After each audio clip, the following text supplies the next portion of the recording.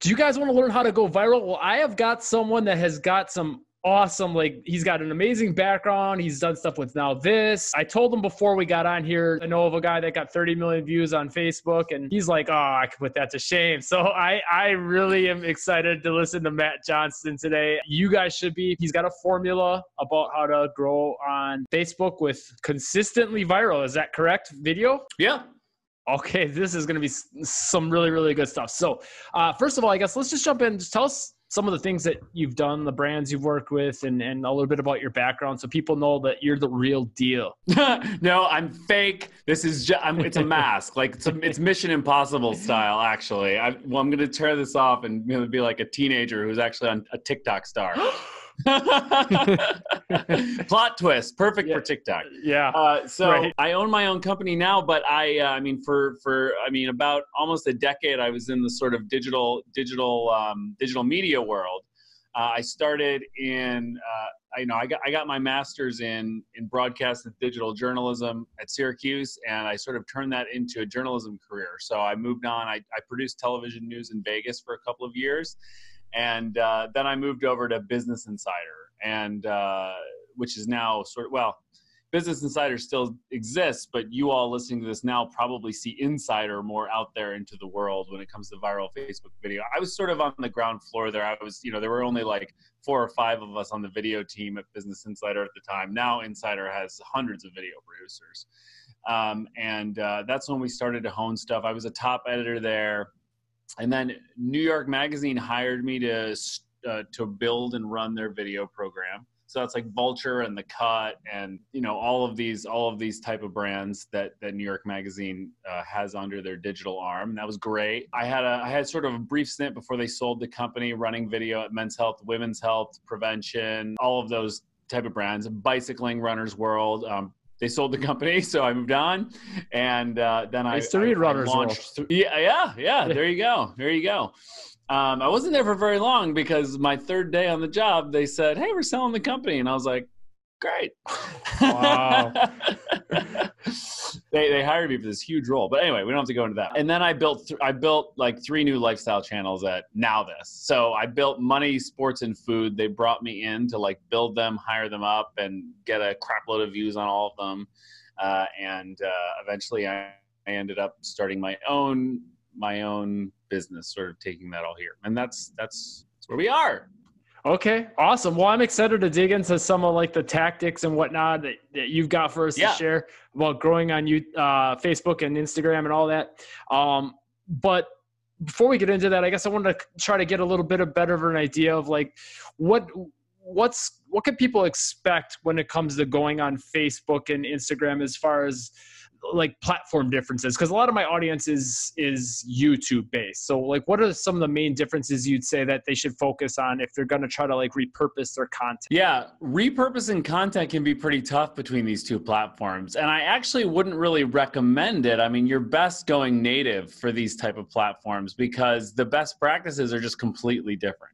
So whereas on Facebook, you're spending basically all of the best practices you have on YouTube about creating thumbnail images apply to the whole darn video on Facebook, right? So it's so much more about pattern interruption, especially in the first 5 seconds.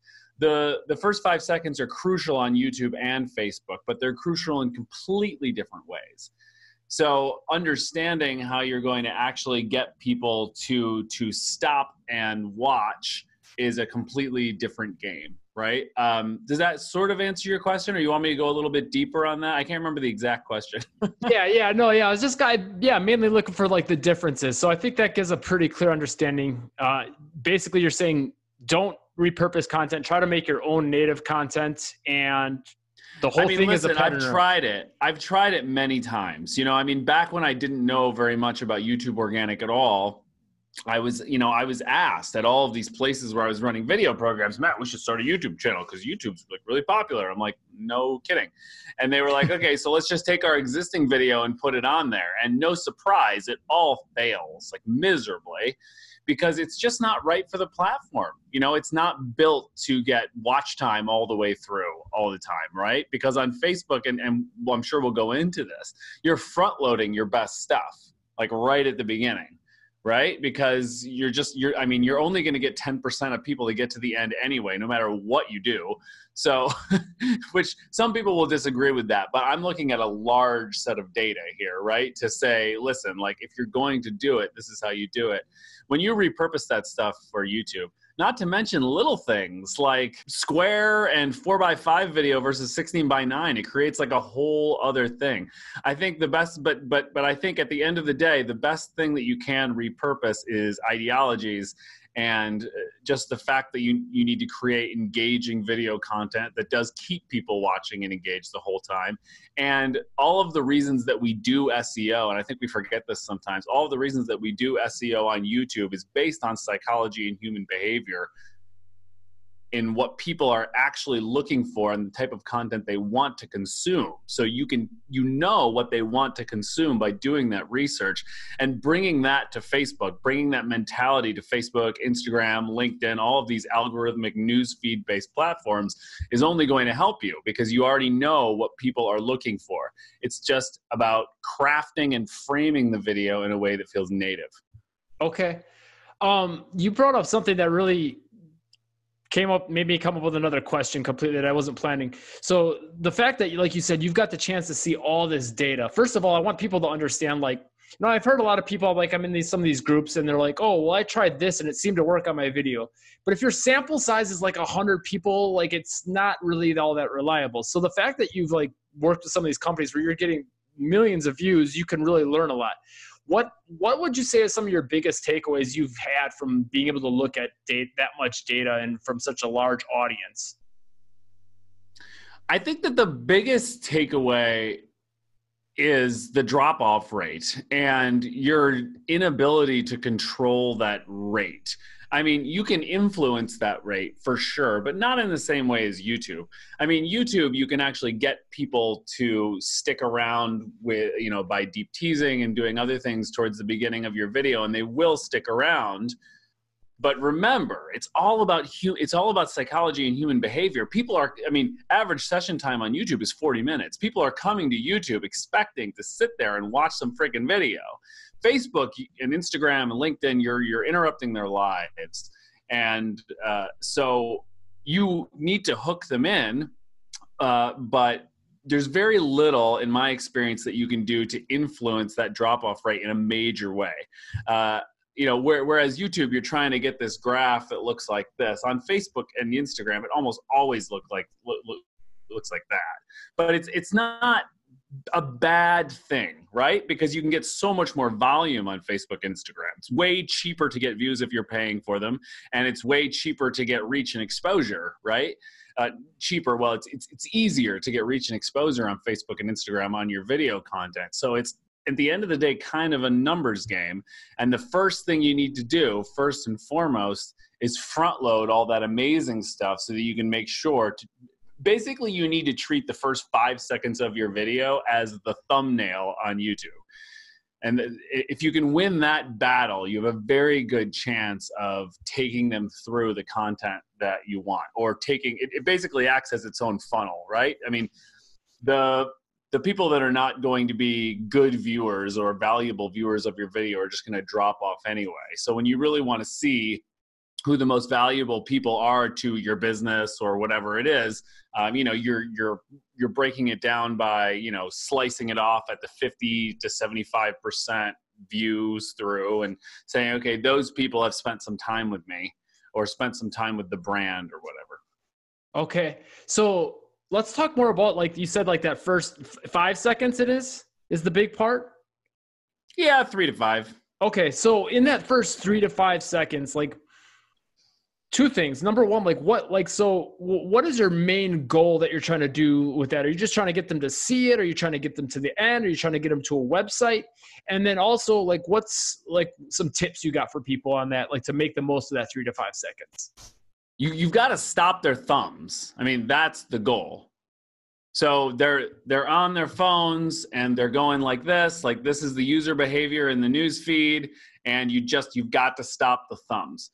So this system, I call it the hero system, is hero, hook, empathy, response, and over deliver. And the hook on Facebook can really be one of two things. And I say Facebook, but as far as I'm concerned, same thing goes for Instagram, same thing goes for LinkedIn and Twitter, I suppose. Like any of these algorithm-based platforms where video auto plays in the feed, and that's your opportunity to get people to watch the video, like this all applies. So there's really two things you can do. If you have amazing footage, and those of you in the YouTube world can actually get your hands on that because most people are daunted by that. But if you have amazing footage that can blow people out of the water, then you've got to put your absolute 100% best stuff that you have right at the beginning of the video. Do not wait. If you put it at the end of the video, you're going to have 5% of all humans seeing the best content, no matter what you do at the beginning, right? I mean, if you're like tease, because we'll show you, and it's ridiculous. I mean, it's just, it doesn't reflect user behavior. This is why you have to have it native, because it's psychology at the end of the day. So if you have your best footage, do it at the very beginning. If you don't have that footage, and even if you do have that footage, you also need to have a killer headline that appears on screen in the first 5 seconds. And that headline needs to be in line with best practices for all headlines. I sort of have a little system for that too, which is called like the SEED system, which is specificity, empathy, emotion, and deliver, which is really for headlines. But it needs to be specific, right? Specificity is the biggest piece of that for headlines. People need to have a very specific, what I call click expectation, and I guess in this case, watch expectation. They need to know exactly, because there's only half a second to win. So there's no time for the intellectual mind to process if they're going to watch this video or not. It's all happening in the subconscious. Okay. So the only way to do that is to make people feel emotionally that they're going to achieve some certain result by getting to the end of the video, even if it's just funny or value or whatever it is, and make them know exactly what that's going to be, which is why it's much more attractive to say, like a headline like best practices on YouTube is a much worse headline than 7 YouTube tactics that every 500,000 plus subscriber uses, right? 500,000 plus creator uses, right? You're gonna click that because it makes you feel something, because it's dreamscaping for you, like from a sales perspective, you know what the outcome is that you're going to get to. It's specifics, so you know exactly what you're gonna get on the other end of it. You're going to get 7 tips that are incredible and credible, basically, because you have them from these big creators, right? And it has empathy because you're emotionally identifying with the feeling of being at this moment where you have all of these subscribers. Like that's the dream that you're casting across, right? So that's how you write a good headline. Like that's how you write a good headline. And how you do that is you put that in the first 5 seconds, like directly on the screen of the video. So just slam me with it. And if you don't have good footage, this is your main key. It's your main tactic, is putting that headline on there to make sure that people get in. And I don't care about, I think teasing is wonderful. I think that a lot of the reasons that people use the term clickbait is incorrect. I think that usually they're talking about teasing, and there's nothing wrong with teasing. We've been doing it in TV news for years and years and years. The trick is you have to deliver on that, right? So if you tease, great, tease. There's this concept that we talk about in publishing all the time called curiosity gap, which is basically where you're intentionally creating a gap in someone's curiosity so that they'll stick around. You do it all the time in YouTube as well. And that's not a negative thing. It can be a very positive thing if you're delivering on that value. So that's what you want to be doing in the first 5 seconds. Okay, question on the you said to get it on the headline on the screen, you're saying in the video, right? Like text in the video? Yeah. Okay. Just wanted to clarify that. Okay. Big and bold and easy to read so that it's on mobile, and always, always, always on Facebook, Instagram, LinkedIn, and Twitter, do your videos in square or 4x5. Always. Awesome tip right there. So tell us a little bit about, you said you've kind of hinted at the hero system. Can you talk us about that? I know you said you actually have a book coming out about that, right? Yeah. It's called Producing Empathy. Because I'm obsessed with empathy. Like, ask any of the college students I teach, and they're like annoyed with me because I talk about it all the time. But I really feel like, so empathy is emotional intelligence, right? It's feeling in others what you've felt yourself and feeling that emotional identification. It's emotional identification, basically. And it's my theory that the only reason that anybody clicks or watches anything on the internet is because they see themselves in it. People want to see a mirror, right? And sometimes that mirror is exactly what they are right now. And sometimes that mirror is kind of like the mirror in Harry Potter, where you look at it and you see like a dream version of yourself or something, or like a version of yourself that you want to be. It's still empathy. And so it's extremely important. It's not just identification, it's emotional identification, because you have to make people feel something. So the E is empathy, because it's everything. And really, empathy kind of permeates the entire like system or methodology, because you have to have it. And everything in this system you have to have to win. But your headline, that hook, that headline has to be empathetically driven. It has to be tied to you. People want to click a mirror. So that's what the E is. Empathy, emotional identification. Even things like life hacks, if they're framed correctly, are empathy, because you're dreamscaping to that. The R is response, and it's linked to that very much, but it can't just be content that makes people feel something. It needs to make people actively feel something, because I talk about this a lot at the beginning of the book, which you can't get now because it's not out yet. But anyway, basically, like, my currency in Facebook, Instagram, LinkedIn, Twitter, my currency for this video is not views, it's shares. What we're doing is we're optimizing this content to be shared with other people. And that's why empathy is so key, because not only do we want to watch content that we emotionally identify with, we also want to share content that we emotionally identify with, because we feel that other people will also emotionally identify with it. And that will actually give us status as humans, because we're giving value to this other person, and value that goes beyond their logical brain and cuts to their heart, which is key. It's core. I mean, just think about how good it is to give someone a gift. I mean, imagine if you were to give your mother or father a gift, and it brings them to tears, like that moment. It's kind of that. Like, if you can do something for someone that makes them, that elicits an emotional response, that's virality. It starts a domino chain of all of us doing this, because we all, as human beings, have so many things in common biologically and mentally, which is just an extension of biologically, that we end up, that's how you create the domino effect of virality. And then O is for over deliver, because you need to over deliver on value in your content at all times, because even if you're getting everything else right to get people into the video, if you end up giving people a experience, then that's what they're going to think about your brand. They're not going to come back. And, you know, a lot of times we're not talking about people coming back on Facebook, Instagram, LinkedIn, and Twitter, but at the same time, you're not going to get that share if it doesn't over deliver. You need to surprise people. You need to be novel. You need to have nuance, you know?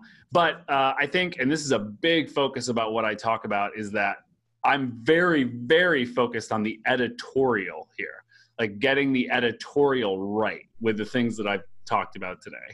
Because if you get that right, you do not need to feel like you need to be some sort of masterful video editor. You do not need to be an amazing video editor. You just need to learn how to be a storyteller. Okay.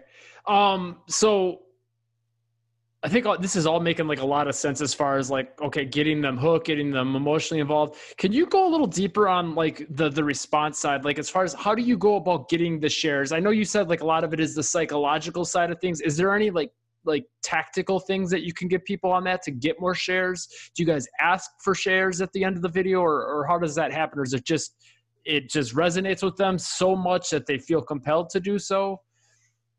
Yeah. Yeah. I mean, I don't really ever ask people to share a video. I'm not really, it's not that I'm a fan of it or not. I guess I'm relatively neutral on it. I kind of feel like if you're doing it, you could get more shares that way, because just generally with human psychology, when you ask people to do things, they're more likely to do them. But as you know, in the YouTube world, obviously it's the game we play all the time. But listen, a lot of people are doing that at the end of the video, and we all know I've monologued about the drop-off rates, right? So you're actually not getting, you're not even reaching the people that are most likely to share the video. And in fact, the way that I structure, I have a way, like a formula for structuring these scripts, and it's very different from what I would recommend on YouTube, and it's very much it tapers down from the biggest stuff to the least interesting stuff, basically. Okay. So you're not just front loading your best stuff, but you're putting your second best stuff second, and your third best stuff third, and your fourth best stuff fourth. So when you're writing these scripts and you're structuring this content, you're playing to those people, because I'm well aware that people are sharing this content well before they're watching the whole video. Like they're sharing it like 10, 15 seconds in. So I need to make sure that my most empathetic moments, the emotionally resonant moments, are happening right off the bat. I need to have captions on every single thing I'm doing that has voice, so that I can make sure that everybody's consuming it, because I actually don't know what it is now. It fluctuates, but it's usually around like 70 or 80% of people are not listening to the sound. So you've got to play to that experience. But yeah, you don't even have time to ask them to share. Your best shares are going to happen in the first 15 seconds. So you have to ask yourself how you can structure your video to give people the most value and make them feel the most feels in the first 15 seconds, because feeling the feels are going to lead to that empathetic emotional response that will want them to have other people feel the feels, and that leads to virality, because people want other people to see themselves in content as well. We want to see a mirror, then we share so other people can see a mirror. Then you're given status by that because you shared that, and then they get status by that because they shared that. And they're almost like doing this service to people by sharing it, because they feel like other people will empathize with it as well, so they feel rewarded by it. So it's all psychology, really. It's not nuts and bolts, other than the fact that you have to make sure to front load your best stuff. Okay. So let's talk a little more tactics as far as that goes. Then how do you elicit these feels and emotions from people? And maybe if you could touch on a little bit of the storytelling element and the scripting, like you've mentioned. Some of it, like a lot of it is the language that you use, and a lot of it is the stories that you choose to do. So you do your research on who your audience is, and you find out what makes that audience tick. So I have this whole system that I go through to take people through to understand like what makes those people tick, right? So you kind of figure out what matters to them in their lives, and then create content around those things in their lives that matter to them, right? And then the trick that I usually do, or at least what I usually teach my students, is that you take each of these core pieces of their lifestyle and of your avatar's lifestyle, your ideal customer audience member, their ideal lifestyle, and you ask yourself a question like, what would this person Google about this topic? And come up with those things. And then you know that it's going to be an empathy-driven piece of content, because you've asked yourself that question. And you can do the research to what, obviously you can drill down. If you're on YouTube, you should obviously do this on, this definitely works for YouTube, right? If you want to do this on YouTube, go into TubeBuddy, find out what the search volume is on these different lifestyle categories, and then make content around that. Then you're just mirroring their behavior in real life. And you can give them value to everything. For example, like if you have a channel about like entrepreneurs like that are super busy trying to like crush it and build a business, who says that you can't make content about how to get great sleep, because you're overstressed and overworked? You absolutely can. Because the reasons that people are entrepreneurs are not because of the work, it's because of the lifestyle they want to live. It's because of the feelings that they want to feel when they run this business, make all this money, whatever it is. It's the way that they're going to feel. It's not the things that they will get. So you think about their lifestyle and all those things that they want. So then tactically, you build this headline based on that seed system that I said before. Make it very specific and empathetic. So you're mirroring that person's intention and lifestyle. And you put that right in the first 5 seconds so that they feel that. And any B-roll that you're using needs to be as close to a mirror as possible, so they feel like they're seeing themselves in that content. Because the more that you can be a mirror, the better. As far as shareability goes, if you're telling stories, like for example, I used to be in journalism, so we would do all these viral, these simple viral storytelling with text on screen videos. And so the way that I structure the scripts is you start with the hook, which I talked about before. It's a visual hook or it's the text-based hook or both. Then you move into the first most shareable element. Then you move into the second most shareable element. And then you can get into your context. So what does that mean? Sometimes it's a stat or a fact that blows you away. Okay. Right? So if like whatever, like this has never happened before or something like this, like something which is really going to be like, basically it sends a subconscious signal to the viewer that what they're watching has importance and weight and it's abnormal, like it's extra, and then basically triaging all of the facts and the things that you're going to talk about into these. Okay, what do I think is the most shareable, i.e. the most empathetic and will get the most emotional response, and then the second, and then sort of put them that way. So I mean, I've structured when I was at Now This, we used to run some really big campaigns for, we had this really big campaign we ran for Toyota. It was branded content with the Paralympics. And this was content that you wouldn't think would be Facebook and Instagram friendly, because they were almost like mini docs about these athletes.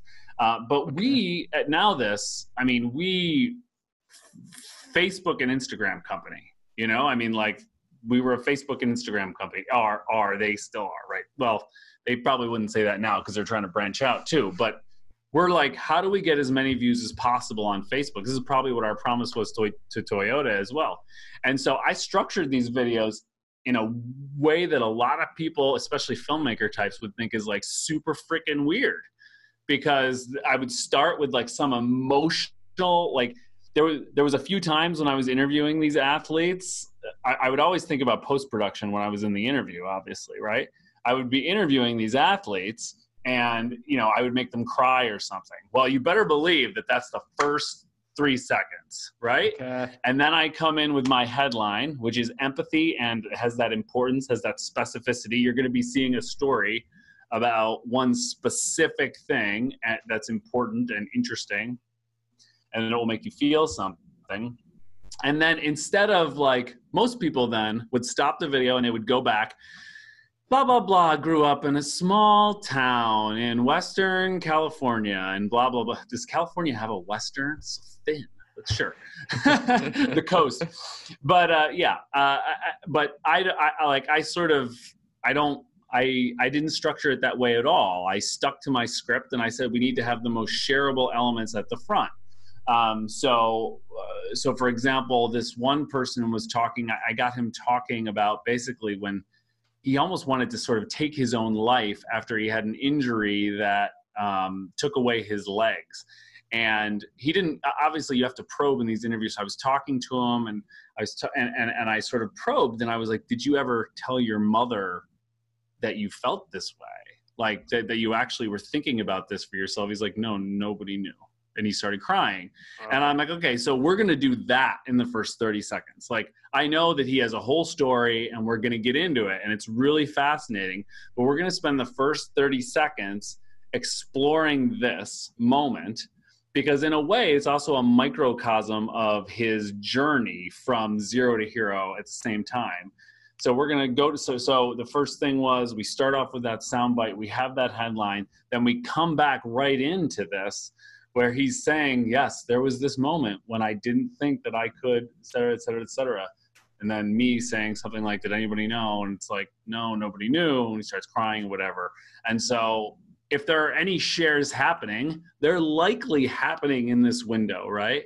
And then I have the space 20 to 30 seconds into the video, maybe a little more in this case, to go back, and we could say, oh, he grew up in blah, blah, blah, blah, blah, and, et cetera, et cetera. Does that make sense? Yeah, no, that makes a lot of sense.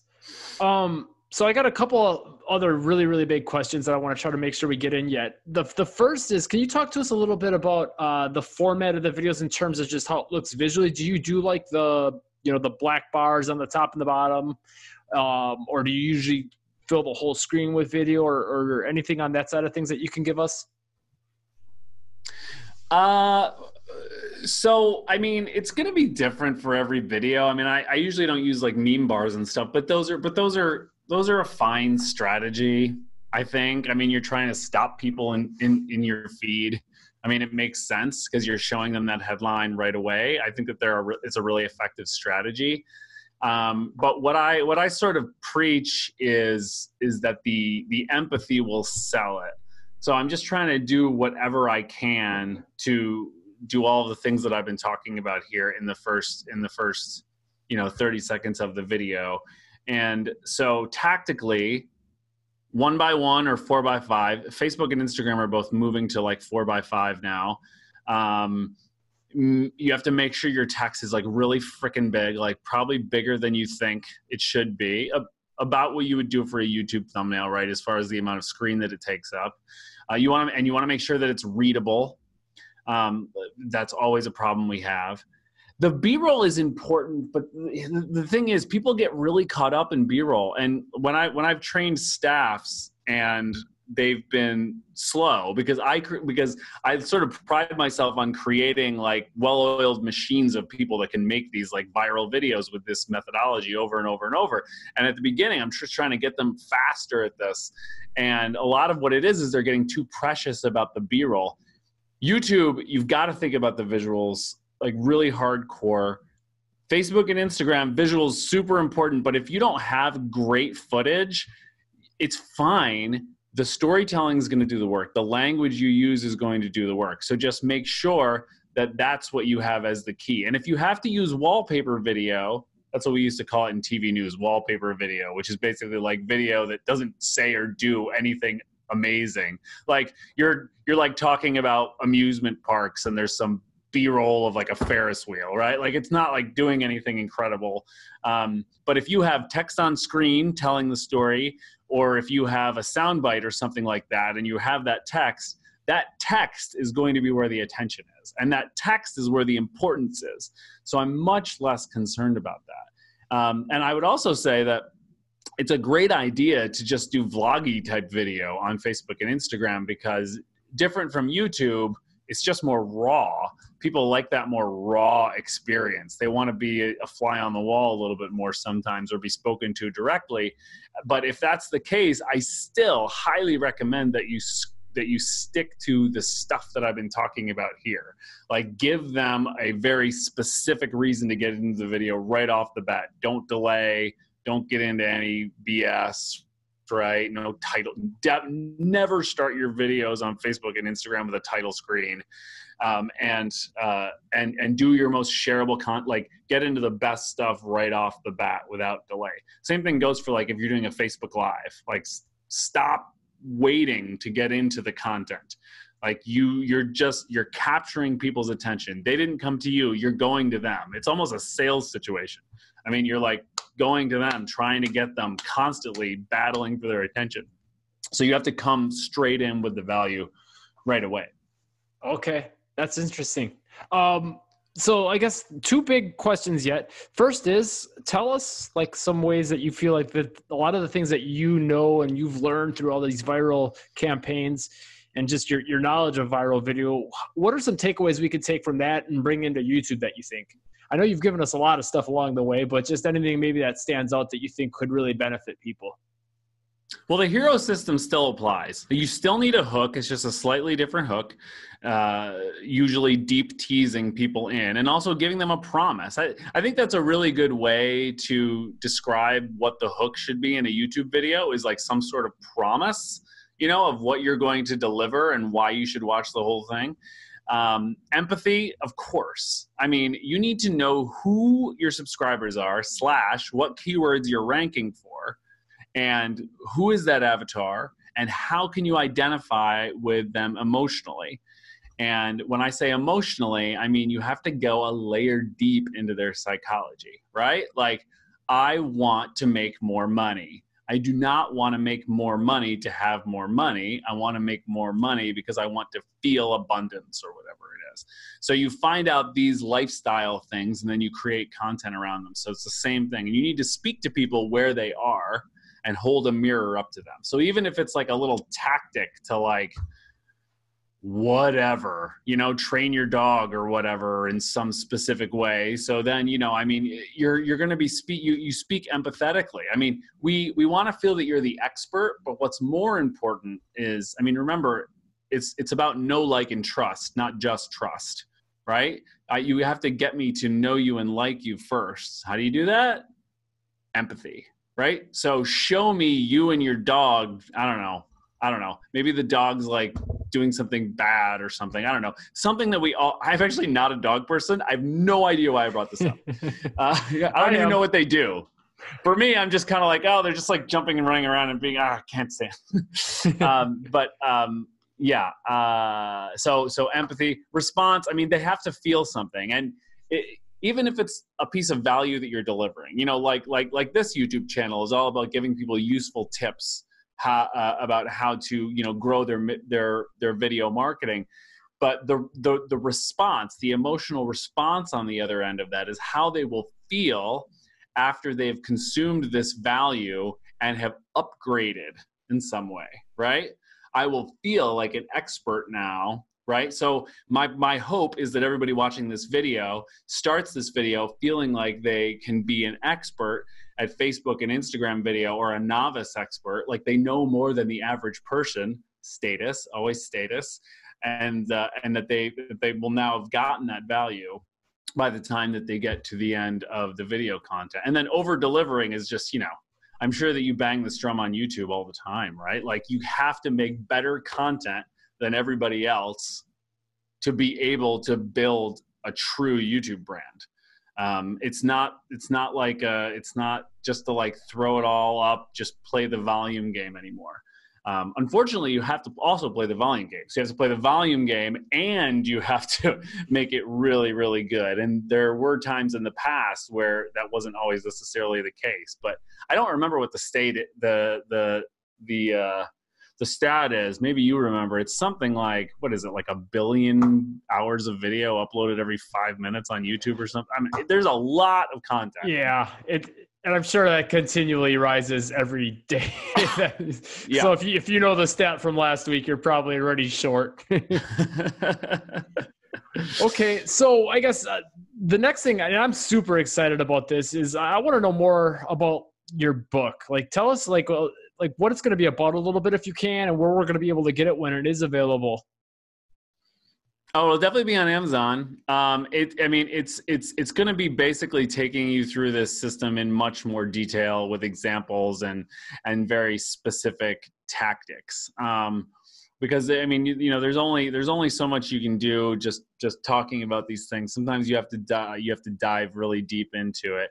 And I also do have a whole chapter in the book towards the end that ties this back to YouTube, because I felt that it was not sufficient for me to for me to just cover the Facebook algorithm, LinkedIn, Twitter side of things. Like, I really wanted to make sure that people understood that the hero system applies to YouTube too, because empathy and storytelling is universal, and it will still help you win on YouTube. So we have that at the end as well. But basically, it's, you know, it's the same way that I teach college. I'm like very much like, come in here and get practical advice that you can take and use right now and then leave.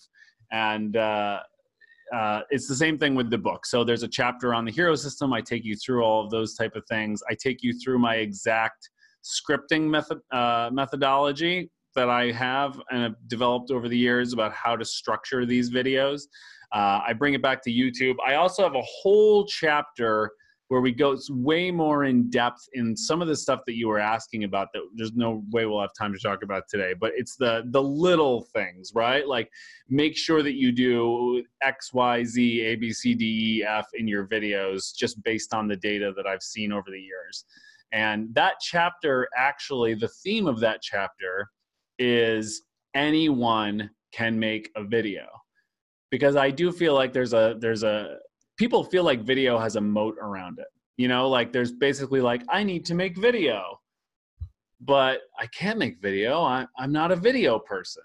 And I just want to like trash that notion, because I really think it's the editorial that will help you win, like the storytelling editorial side of it. The empathy, you know, the hook, like the emotional resonance, not did you use like a push effect or like a barn door effect on this transition, you know, or something like that? Or, you know, did you go spend like $10,000 getting a company to like shoot B-roll of it? And now we have tools available to us. Like, I love the tool Wave, for example, that allows you to make these like text on screen videos super easily. Like, you don't even need to like have any background in video to do them. What you need is the stuff that I'm teaching, is how to write and structure the videos. So if you can nail that, the video stuff's easy. Anybody can learn to use like Wave. Promo's another one, you know, to create these videos. So I think there's a much lower barrier to entry. And my hope for the book is that people will read it and they'll come out, even if they have no video background, feeling like now they know how to make every single video. I won't say every video will go viral, because that's ridiculous. But the goal with the system is to prepare every single video to go viral. Like, every single thing you put out there, it has the potential to go viral, instead of doing what a lot of people do in the video world and just throwing a bunch of stuff up on the wall and seeing what sticks. Okay.